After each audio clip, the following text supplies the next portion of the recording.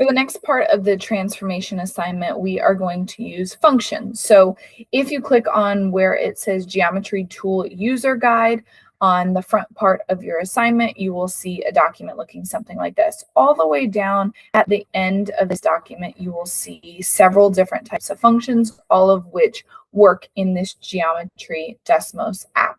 We're going to go ahead and look at the very last page, which is where we're doing our types of transformation. So we have translations, reflections, and rotations. Dilations are a type of transformation. It's just not a rigid transformation, so we're not going to focus there.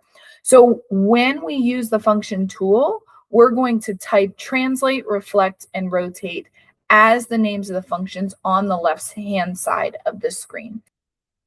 So with this part of the assignment, I'm going to give you very specific directions. So I will tell you exactly the ordered pairs of your pre-image. So you'll follow those directions, clicking on the polygon tool. Let's say the ordered pairs say -5, 3, 0, 0, and let's go with -8, -2 as the ordered pairs for your pre-image.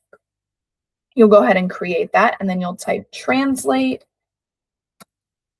as your function.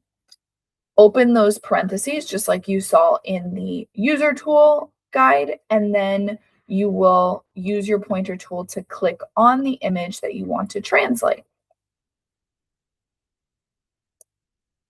It should show up inside the parentheses. We're going to go ahead and hit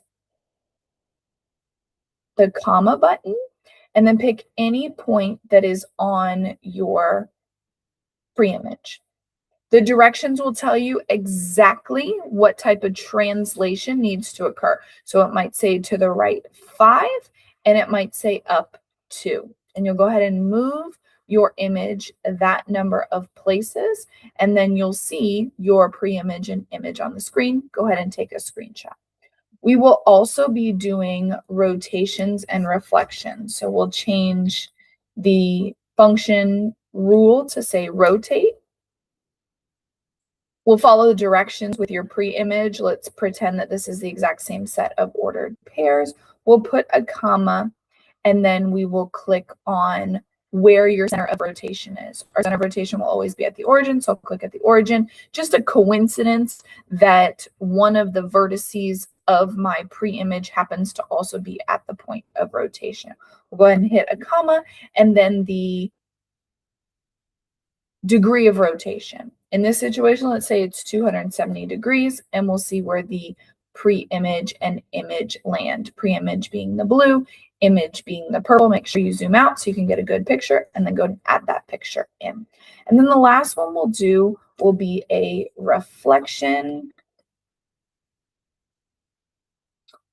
And then again, let's pretend that this is the same pre-image. It won't be for your directions, but let's just pretend for time's sake. And then we'll hit a comma.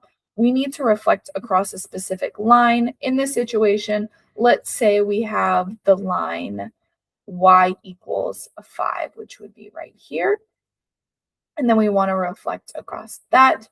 We'll go ahead and click on the line we want to reflect across, and then there I have my pre-image and my image. Go ahead and take a screenshot of that, and then you are done with this last section.